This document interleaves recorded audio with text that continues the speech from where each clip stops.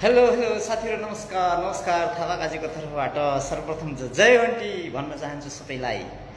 देख्नुभयो नि सम्पूर्ण साथीहरूले देश विदेशमा रहनुभएका सम्पूर्ण शुभचिन्तक घन्टी प्रेमीहरूको जुन राष्ट्रिय स्वतन्त्र पार्टीप्रति देखाउनु भएको आस्था, विचार, भावना छ, विश्वास छ नि, आहा गर्व लाग्छ मलाई।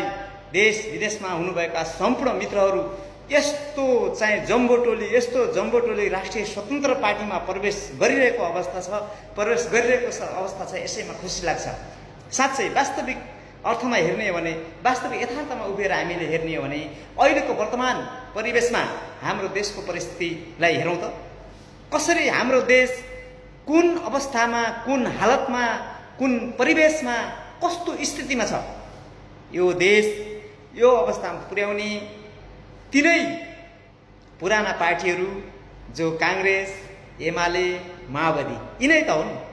आखिर यिनै पार्टीहरूले देशलाई खत्तम जिरोमा बाहिरी देशको तुलनामा, बाहिरी मुलुकको तुलनामा, विकसित राष्ट्रहरूको तुलनामा, एजुकेटेड और डेभलपमेन्ट कन्ट्रीहरूको तुलनामा हाम्रो देश एकदम माइनस जिरोमा परेको अवस्था छ।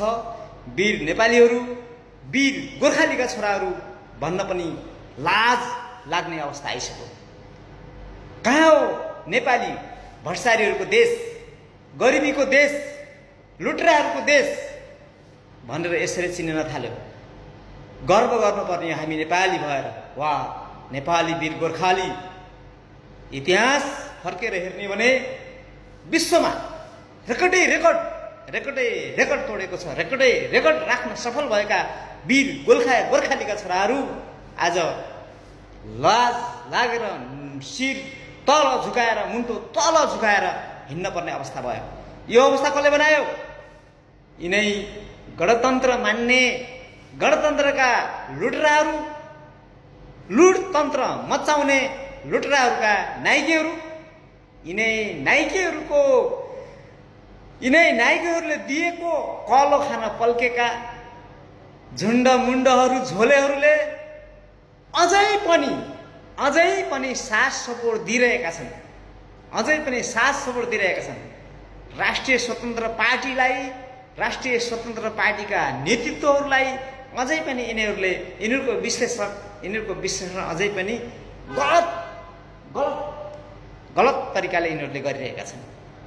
आहा हाम्रा माननीय जीवहरू, साँच्चीकै गर्व लाग्छ यार। साँच्चीकै गर्व मान्न पर्ने हो हामीले। हाम्रा माननीयहरू 21 जना हाम्रा सांसदहरू हेर्नुहोस्। त्यति मात्रै होइन, 2084 को निर्वाचनमा 21x3 थोरै भनेको पनि 21x3, त्योभन्दा बढी त हामीले ल्याउँछौँ। 21x3 यो मेरो आँकडा हो।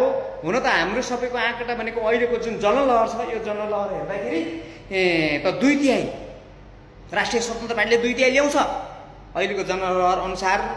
तर मेरो आँकडा भनेको 21x3। यसरी फड्को चाहिँ पक्का पनि मार्छ राष्ट्रिय स्वतन्त्र पार्टीले। यसमा कुनै दुविधा नै छैन। जसले जे बनोस्, जे होस्, गर्व लाग्छ राष्ट्रिय स्वतन्त्र पार्टी हुनुमा। गर्व ठान्छु म। र अहिले म बाहिर, देशभन्दा बाहिर छु, खाडीमा छु। खाडी मुलुक भित्रकै युनाइटेड अरब इमिरेट्स दुबई भन्ने ठाउँमा छु म। साथीहरू, 2084 को निर्वाचनको लागि एकदमै तयार भएर बस्नु होला साथीहरू।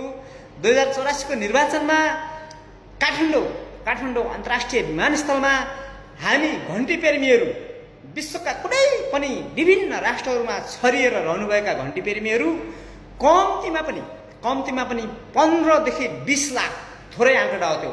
म कहिल्यै पनि आँकडा मेरो थोरै हुन्छ, तर मेरो आँकडाभन्दा धेरै डबल नै हुन्छ जहाँ पनि। किनभने मैले 21x3 सिट ल्याउँछ भन्दाखेरि त्यसको डबलै हुन्छ। 21x3 कति भयो? 20 त्यहाँ 60, 63 भयो। 63 को डबल भयो। 63 को डबल भने 60 दुना 120 प्लस 3 दुना 6, 126 त्यति आउँछ। अब मैले यतातिर फेरि भने 15 देखि 20 लाख राष्ट्रिय स्वतन्त्र पार्टी प्रेमीहरू काठमाडौँको एयरपोर्टमा 2084 को निर्वाचनको लागि भोट हाल्न, राष्ट्रिय स्वतन्त्र पार्टीमा भोट हाल्नलाई हामी 15 लाखदेखि 20 लाख जनसङ्ख्या काठमाडौँमा डुङ पुटुङ टुङ गरेर हामीले काठमाडौँ होइन सिङ्गो नेपाल देश हल्लाउने तरिकाले हामी जानको लागि तयारी अवस्थामा रहेका छौँ र तयारी अवस्थामा रहनु होला साथीहरू, तयारी भएर बस्नु होला। म त तयारी छु, त्यस्तै प्रत्येक व्यक्ति तयारी हुनुहोला। म चाहिँ सम्पूर्ण घन्टी पेरिङ शुभचेन तपाईँहरू तयारी हुनुहोला। 15 लाखभन्दा माथिको जनसङ्ख्या 2084मा सिर्फ राष्ट्रिय स्वतन्त्र पार्टी घन्टी चिन्हमा भोट हाल्नलाई काठमाडौँको एयरपोर्ट हल्लिन्छ, नेपाल हल्लिन्छ। अनि हामीले भने जस्तै शासन, जनताको शासन हामीले ल्याउने हो।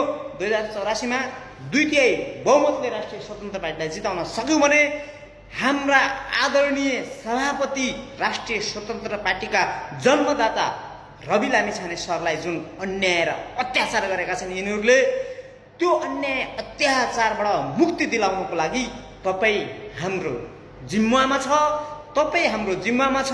न हाम्रो रवि सरलाई कानुनले न्याय दियो, न अहिलेको राजनीतिक दलले न्याय दियो, न यो सरकारले न्याय देला भन्ने आशा छ, न त्यो न्यायाधीशले न्याय देला भन्ने आशा छ, न कुनै कानुनविद, न कुनै वकिलले न्याय देला भन्ने आशा छ।